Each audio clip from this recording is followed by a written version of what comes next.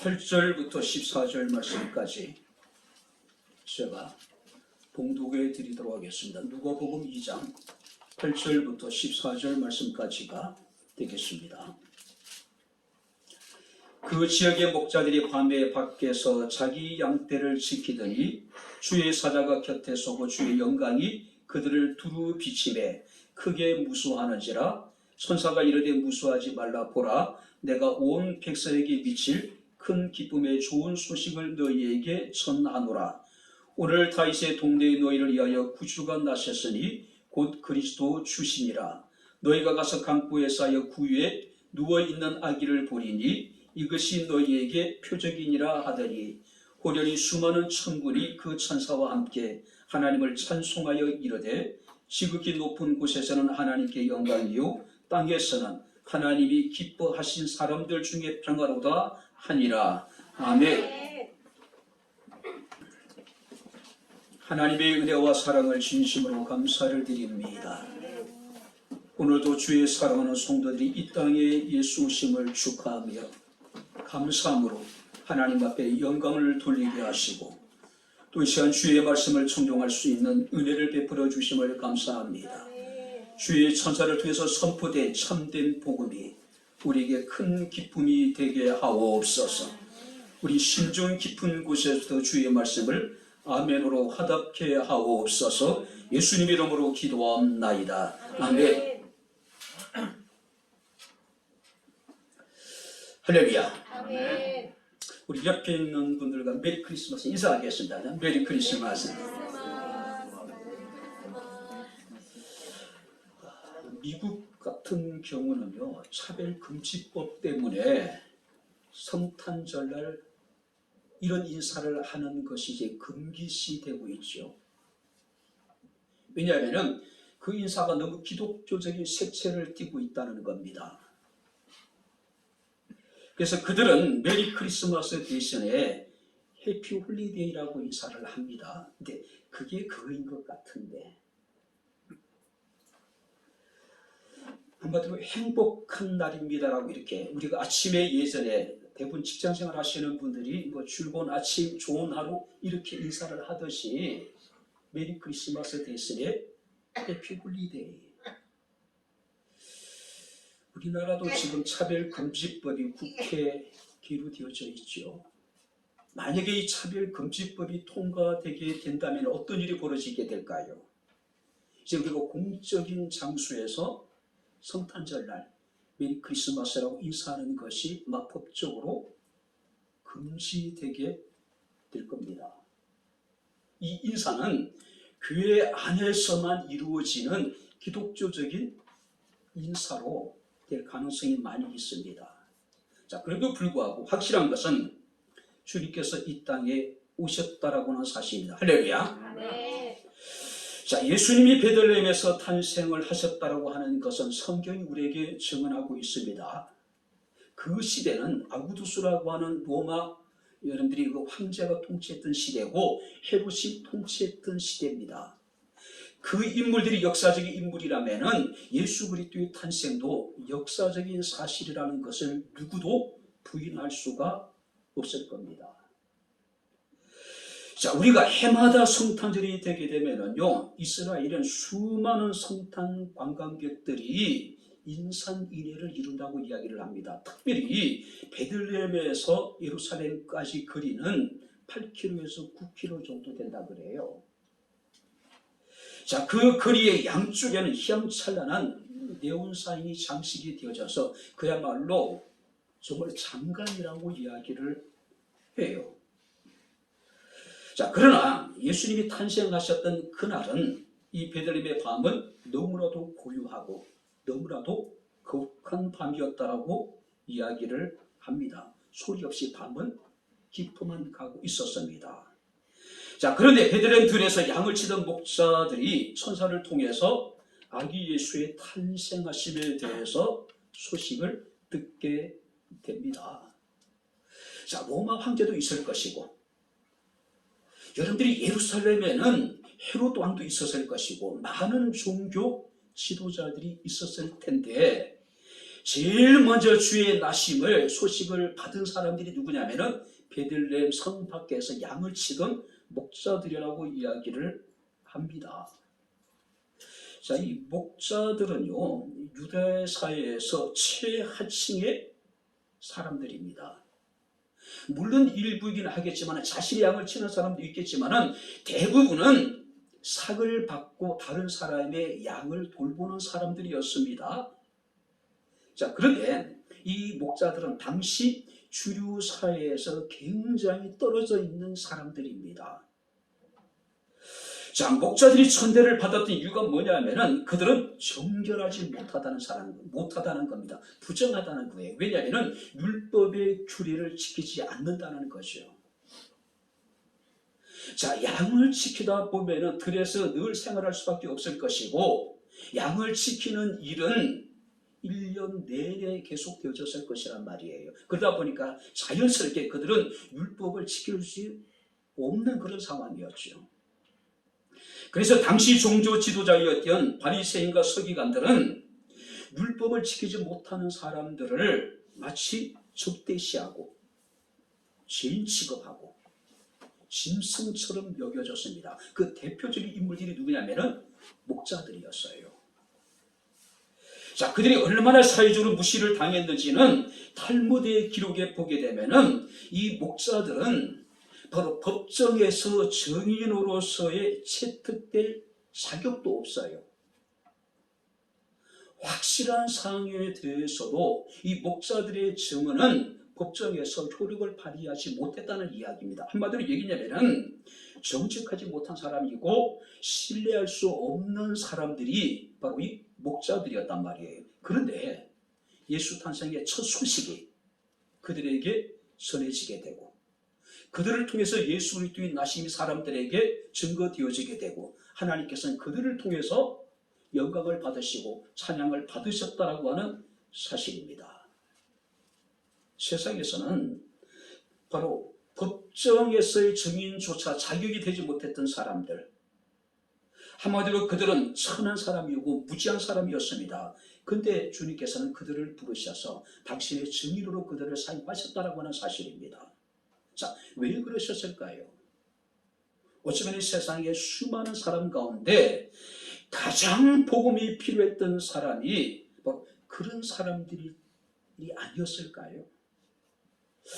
우리가 마태복음 11장에 보게 되면은 세례 요한이 오교에 갇힙니다.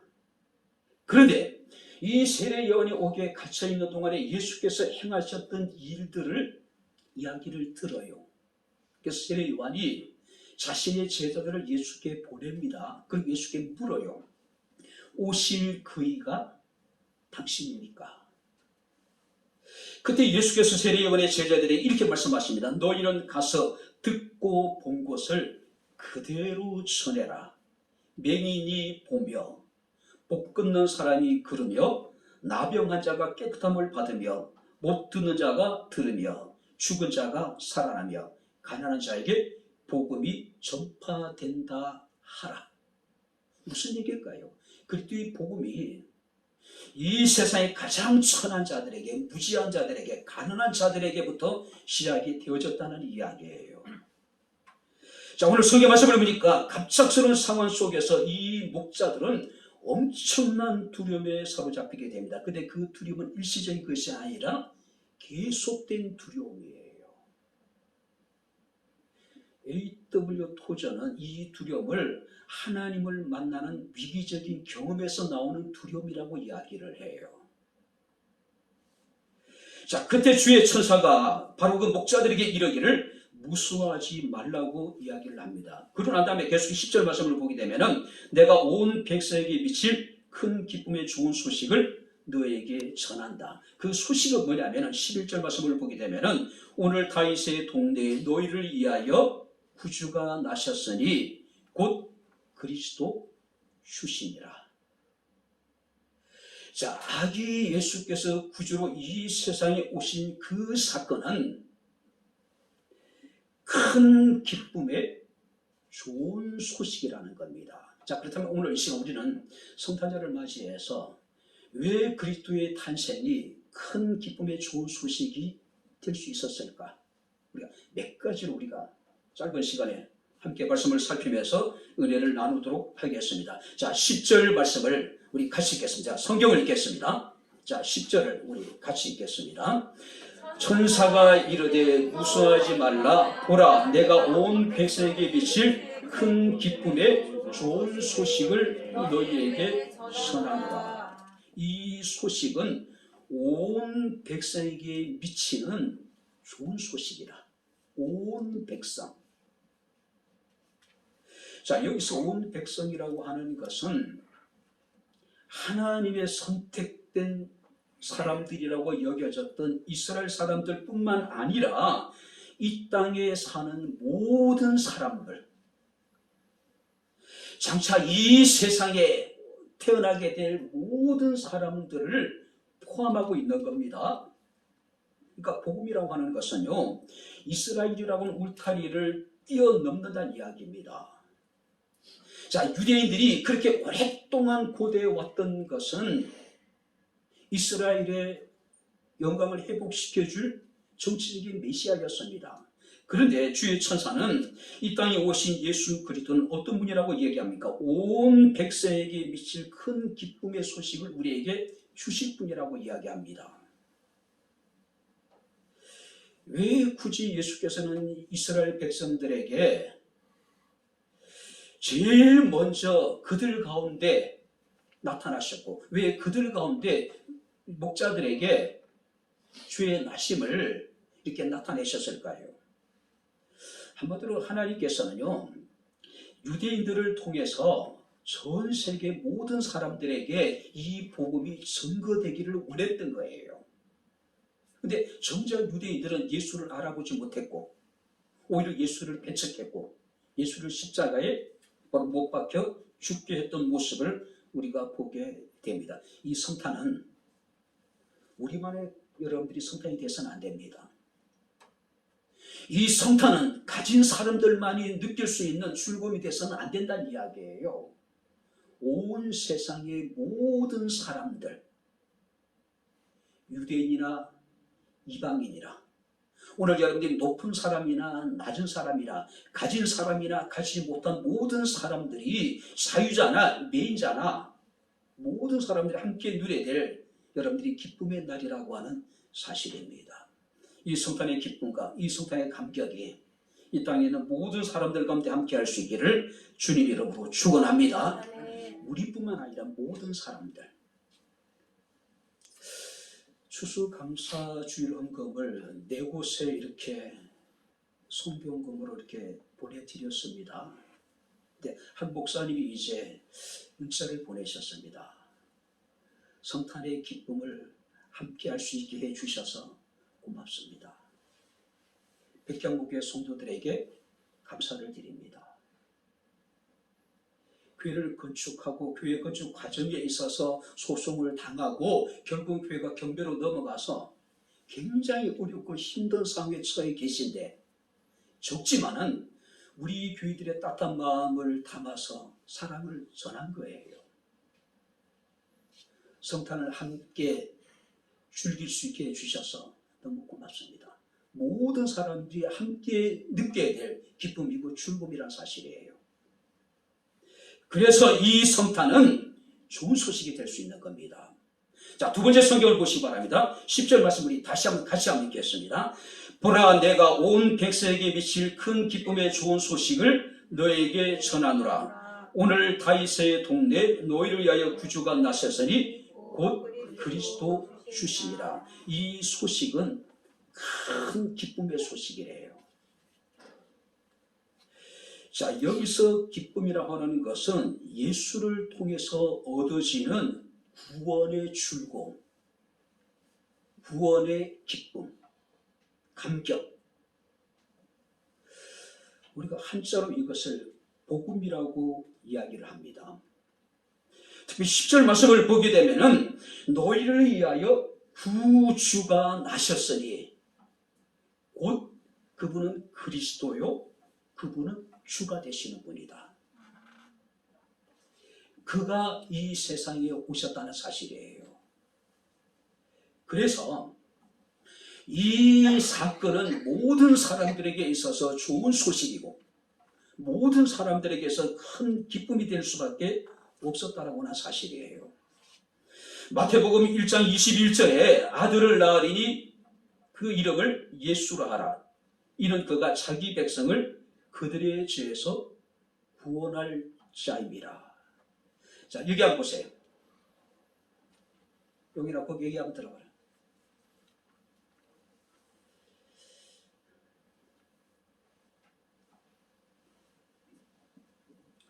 요한복음 3장 16절에 이렇게 말씀하고 있습니다. 하나님이 세상을 처럼 사랑하사 독생자를 주셨으니 이는 그를 믿는 자마다 멸망하지 않고 영생을 얻게 하려 하십니다. 사도행전 4장 13절 말씀을 보게 되면 다른 이로서는 구원을 받을 수 없나니 이는 구원을 받을 만한 다른 이름을 우리에게 주신 일이 없다. 무슨 얘기일까요? 주의 나심은 우리에게 큰 기쁨의 좋은 소식입니다. 근데 그 좋은 소식의 이유가 뭐냐면은 우리에게 큰 기쁨을 준다는 거죠. 그 기쁨은 그들을 통해서 얻어지는 구원으로 인한 감격, 기쁨, 즐거움이라는 이야기예요. 단지 우리가 기쁘다 굳이 오셨네 우리가 주님의 나심을 축하할 것이 아니라 주님께서 오셔서 무엇을 이루셨는지 무엇을 행하셨는지를 우리가 생각하면은 그 성탄의 기쁨은 배가 될 수밖에 없는 것이죠. 단지 우리가 한 사람의 나심을 축하하는 것도 우리가 감사할 일입니다. 근데 우리가 그가 행하셨던 일들, 그가 이루셨던 놀라운 구원의 은총을 생각할 때에 우리는 더 기뻐할 수밖에 없는 것이죠. 온 백성에게 미칠 큰 기쁨의 좋은 소식. 인간은 하나님의 형상대로 창조되어졌죠. 그런데 범죄로 말미암아 하나님의 형상을 잃어버렸어요. 그래서 하나님께서는 당신의 독생자신 예수를 땅에 보내주시고 그의 십자가의 고난과 죽으심을 통해서 하나님의 사랑을 확증시켜 주실 뿐만 아니라 우리로 하여금 그를 믿음으로 말미암아 하나님의 형상을 회복하게 주셨다는 거예요.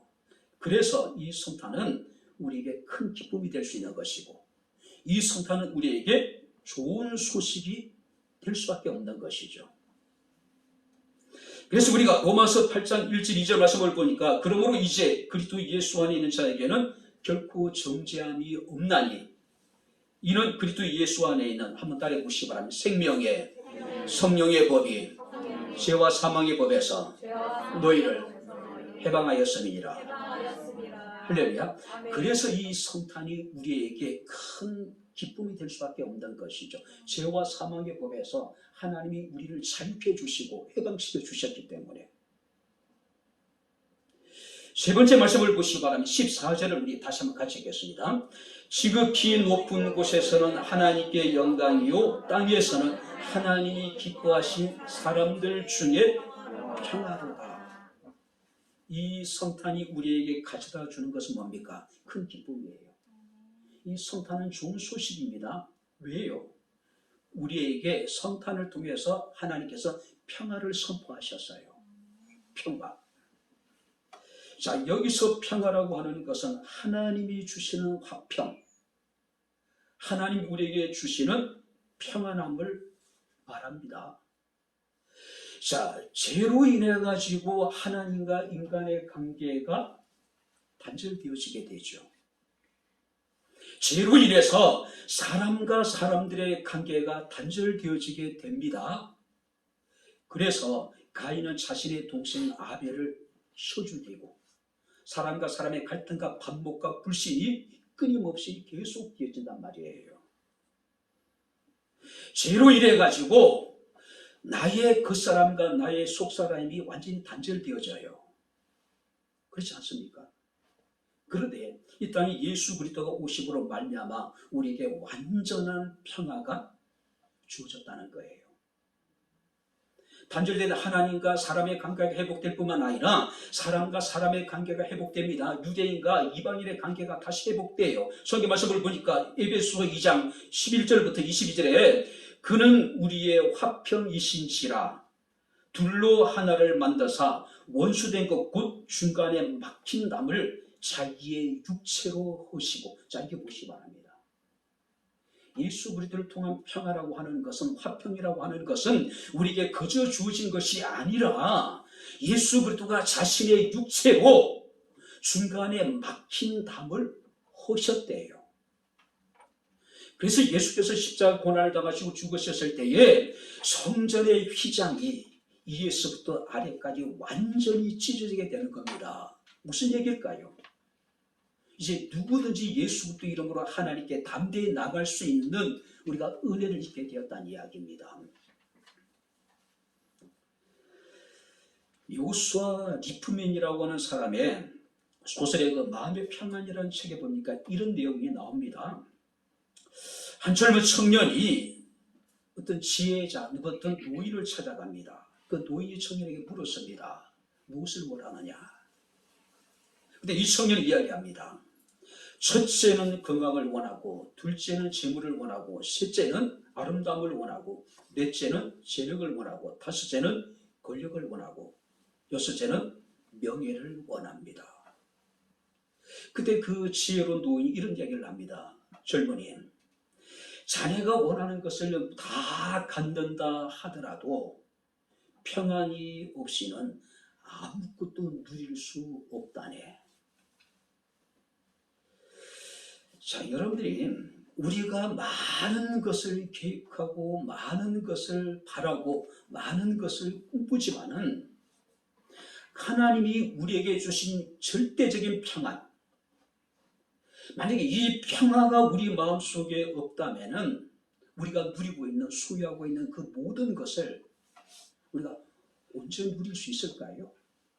불가능한 거예요. 이사야서 9장 6절 7절 말씀을 보게 되면은 이런 한 아기가 우리에게 낳고 한 아들이 우리에게 주신 바 되었는데 그의 어깨에는 정사를 메었고 그 이름은 기묘자라, 모사라, 전능하신 아버지라, 평강의 왕이라 할 것이니라. 그 정사와 평강의 더함이 무궁하다라고 이야기를 합니다. 하나님이 우리에게 주시는 평안이라는 것은 영원한 거라는 거예요. 건강도 좋습니다. 재물도 좋습니다. 아름다움을 소유하는 것도 좋고, 재능을 가지고 권력을 가지고 명예를 얻는 것도 좋습니다. 그런데 평안이 없다면 이 모든 것을 우리가 결코 누릴 수 없다는 거죠. 평안이 없는데 우리의 건강과 재물도, 미모도, 재능도, 권력도, 명예도 무슨 의미가 있을까요? 무슨 가치가 있을까요? 주님께서 요한복음 14장 24절에 말씀하십니다. 평안을 너희에게 끼치노니 곧 나의 평안을 너희에게 주노라. 내가 너희에게 주는 것은 세상이 주는 것 같이 아니하리라. 너희는 마음에 근심하지도 말고 두려워하지도 말라. 할렐루야. 하나님이 우리에게 주시는 참된 평안이에요. 그럼 예수께서 평화의 왕으로 이 땅에 오셨기에 그가 우리에게 베푸시는 평안은 무궁한 것이기에 성탄은 우리에게 큰 기쁨이고 성탄의 소식은 우리에게 좋은 소식입니다. 자, 마지막으로 여러분들이 이 성탄이 우리에게 큰 기쁨이 될 수밖에 없는 이유, 성탄이 우리에게 좋은 소식이 될 수밖에 없는 이유가 뭘까요? 14절 말씀을 보게 되면은 지극히 높은 곳에서는 하나님께 영광이요, 하나님께 영광이 되는 성탄이 되어야 된다는 이야기예요. 우리가 크리스마스가 무슨 의미입니까? 크라이스트와 미사의 합성어죠. 그리스도와 미사의 합성어, 그리스도께 예배한다는 것이죠. 오늘 여러분들 우리가 아무리 즐겁고 기쁜 성탄을 맞이한다 하더라도, 성탄에 특별한 남다른 경험을 한다 하더라도 그것이 하나님의 영광이 되지 않는다면은 그것은 성탄이 아닙니다. 성탄이 아니에요. 아무리 내게 들려지는 소식이 좋은 소식이라 하더라도, 큰 기쁨의 소식이라 하더라도 그것이 하나님의 영광을 드러내는 것이 아니라면은 그건 좋은 소식이 아니에요. 우리에게 들리는 큰 기쁨의 좋은 소식이 아무리 우리의 마음을 기쁘게 한다 하더라도 그것이 하나님의 영광을 나타내는 것이 아니라면은 그건 좋은 소식이 아닙니다. 큰 기쁨의 좋은 소식이 내 마음을 편하게 하는 것이라 하더라도 그것이 하나님의 영광을 드러내는 것이 아니라면 그것은 결코 좋은 소식이 아니라는 거예요. 근데 우리는 어떻습니까? 하나님의 영광에 대해서는 관심이 없습니다. 오직 내 마음이 기쁘고 내 마음이 편하면 그것이 좋은 것이고 그런 소식이 좋은 소식이고 큰 기쁨을 누릴 수 있을 것이라고 착각하고 있는 거예요. 큰 기쁨의 좋은 소식은 하나님의 영광을 드러내는 소식입니다. 할렐루야. 이 성탄은 그런 성탄이 되어야 되지 않을까요? 자, 이 성탄에 대한 소식을 들은 이 목사들의 반응이 어떻게 한다 하십니까? 우리가 이루어진 일을 보자. 그들은 자신이 천사를 통해서 들은 그 이야기가 이미 이루어졌다라고 지금 이야기를 합니다. 그리고 빨리 가자라고 서로를 독려를 해요. 양은 누가 키우고 양은 누가 돌보고. 그들에게 더 중요한 건 뭡니까? 성탄의 소식이에요. 천사를 통해 선포된 성탄에 대해서 그는 빨리 가서 우리가 이 일을 이루어진 것을 우리가 확인해 보자라고 이야기합니다. 지금 그들은 재촉하고 있는 거예요. 그리고 여러분 우리가 20절 말씀을 보니까 목자들은 자기들에게 이르던 바와 같이 듣고 본 그 모든 것을 인하여 한번 따라해 보시기 바랍니다. 하나님께 영광을 돌리고 찬송하며 돌아가니라. 목자들의 마지막 모습이 뭡니까? 하나님께 영광을 돌리고 찬송하며 돌아가니라. 그 메시지 성경에 보니까 이 본문을 이렇게 번역을 하신다. 벅찬 가슴으로 돌아갔다. 벅찬 감격으로 도저히 제어할 수 없는 말할 수 없는 감격을 가지고 그들은 돌아갔대. 자신 일상의 삶으로 돌아갔다는 이야기예요. 이것이 믿음입니다. 아주 단순하고 소박하지만은 그 믿음을 통해서 목자들은 성탄의 최초의 목격자가 되었고 증인이 되었습니다. 그리고 하나님께 영광을 돌렸습니다. 이제 말씀을 마치도록 하겠습니다.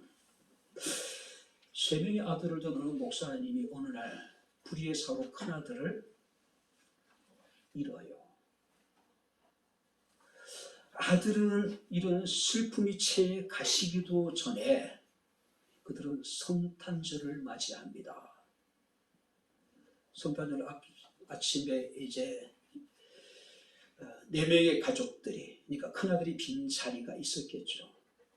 식사를 하는데 누구도 감히 아무 말도 꺼내지 못하는 무거운 침묵이 흘렀습니다. 그때 둘째 아들이 불쑥 이런 이야기합니다. 형은 하늘나라 가서 처음 맞는 크리스마스를 지내겠지? 그때 이제 막내 아들이 불쑥 그런 얘기합니다. 바보 같은 소리 하지 마. 하늘나라에서는 매일이 크리스마스야. 매일매일이 크리스마스라고 이야기를 해요. 그때 그 목사님이 엄청난 충격을 받았다는 거예요. 막내 아들의 그 이야기를 통해서 자신이 잊고 있었던 것들을 하나님 다시 생각나게 해 주셨다는 이야기입니다. 온 세상의 사람들은 12월 25일 단 하루의 성탄을 우리가 즐기고 있지만은 천국에서는 매일매일이 성탄과 같은 즐거움과 기쁨이 있다는 사실을 느끼고 확인하고 마음의 평안을 얻었다는 이야기를 어떤 글에서 보았습니다. 매일 성탄이 됐으면 좋겠습니다. 매일 성탄의 감격과 기쁨을 가지고 우리가 하나님을 섬기고 하나님을 예배할 수 있다면 얼마나 좋을까요? 에드가 존스라는 사람은 이런 이야기를 합니다. 만일 1년 365일이 날마다 성탄이라면 혁명적인 사건들이 생길 것이다. 이기주의는 사라질 것이요 탐욕은 물러갈 것이고 미련한 자의 자기 자랑은 산산조각이 날 것이다. 무지한 싸움과 어리석음은 없어질 것이고 또 무시무시하고 황폐한 전쟁도 사라질 것이다. 모두의 기도가 이루어져서 땅 위에 진정한 평화가 실현될 것이다. 우리 그리스도인들이 매일매일 성탄의 감격 가지고 살아가면은 세상에는 혁명적인 일들이 벌어지게 될 거란 이야기예요. 모든 불의가 물러가게 될 것이고, 전쟁이 끝이게 될 것이고, 이기심이 사라지게 될 것이고, 어리석은 자의 자기 자랑이 부끄러움이 될 것이고, 진정한 세상의 평화가 임하게 될 것이라고 이야기를 합니다. 마칩니다. 온 백성에게 미칠 큰 기쁨의 소식, 그것이 성탄입니다. 성탄을 통해서 하나님께서는 영광을 받으시고, 성탄을 통해서 하나님이 기뻐하시는 모든 자들에게는 평화가 임했습니다. 이 성탄의 감격과 기쁨과 평화와 은총이 2022년 성탄을 맞이하는 우리 모든 사람들 가운데 함께 할 수 있기를 주님 이름으로 축원합니다. 이 성탄의 감격과 기쁨이 세상 모든 사람들에게 우리를 통해서 증거될 수 있는 놀라운 주의 은혜가 함께 할 수 있기를 다시 한번 주의 이름으로 축원합니다. 기도하겠습니다.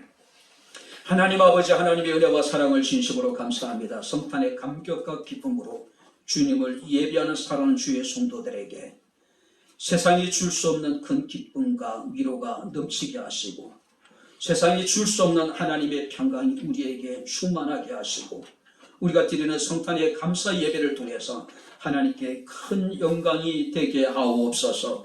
예수님 이름으로 기도하옵나이다. 아멘.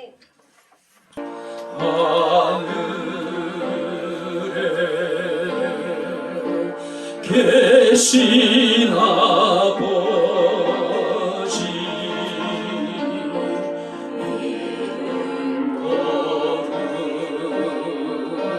하사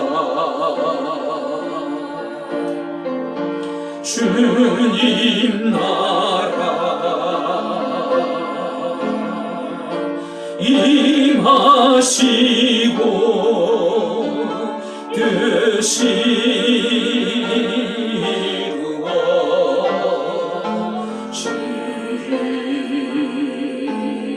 이루어지이다.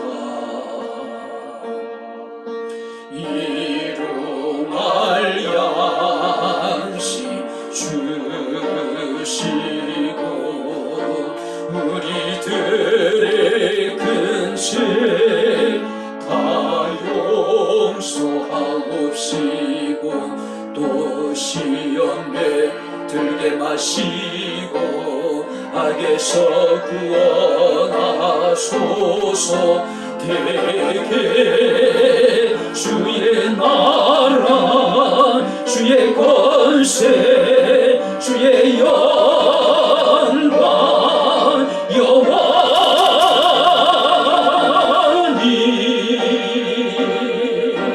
아멘.